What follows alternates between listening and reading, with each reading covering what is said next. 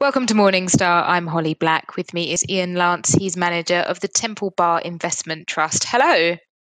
Hi, Holly. So, Ian, investment trusts can be a bit cryptically named. So, do you want to tell us what Temple Bar does? Temple Bar is a very old investment trust. It's 93 years old, I think, and it's fairly standard investment trust in terms of it seeks to give an income and grow capital, and it sees the return from the FTSE All Share Index. I guess its differentiating factor these days is the strong value bias of the managers, myself and Nick Purvis. And dedicated Morningstar readers will have noticed that the trust was one of the top performers of the first quarter of the year. So what's been going right? I guess that comes back to the strong value bias. We repositioned the fund when we took over the management of it on the 1st of November last year. And the fund is very exposed to areas like energy, financials, materials, and those are basically the areas which bounced back very aggressively after the news came through about the vaccine. And are we expecting this value style to be back and here to stay? Because it feels like we've been waiting for a lot of years for value to come back into fashion, and we've had a few false starts along the way. Yeah, I mean, we are. You're absolutely right. There have been a few false starts. We think this one is for real for three reasons, really. Number one, the gap in valuations between value stocks and growth stocks is still very, very large. That hasn't really changed at all.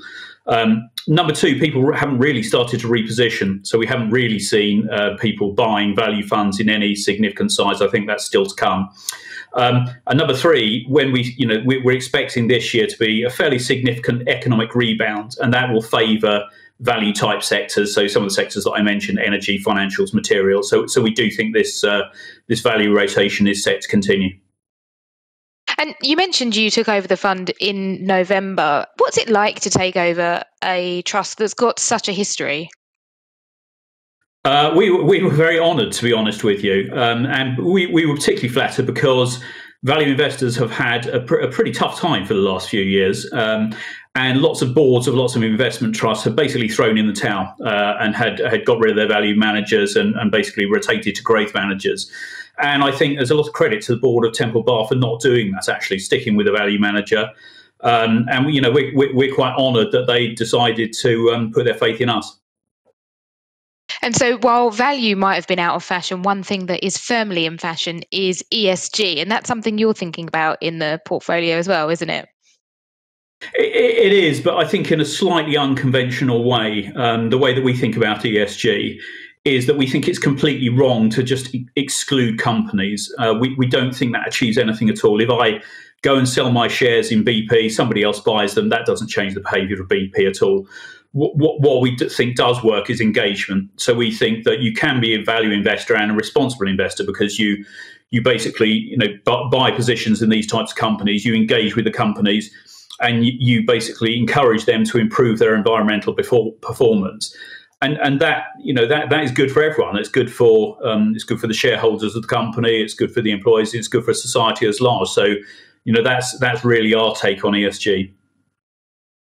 And how hard is it to find ESG bargains in the sort of value world at the moment? Because obviously a lot of the popular ones, shares like Tesla, it's very priced in.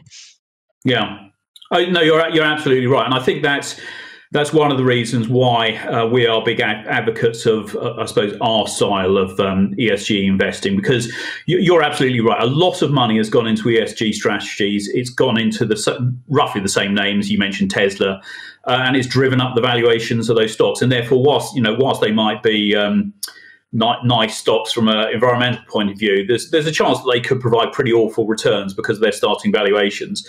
And so, we think that the alternative route is something that we refer to as sustainable value, is to actually invest in these businesses like the energy companies and basically put pressure on them to improve their environmental performance. And then you get the best of both worlds, because you get to buy a cheap stock, but you actually get to make an impact in terms of improving the environment.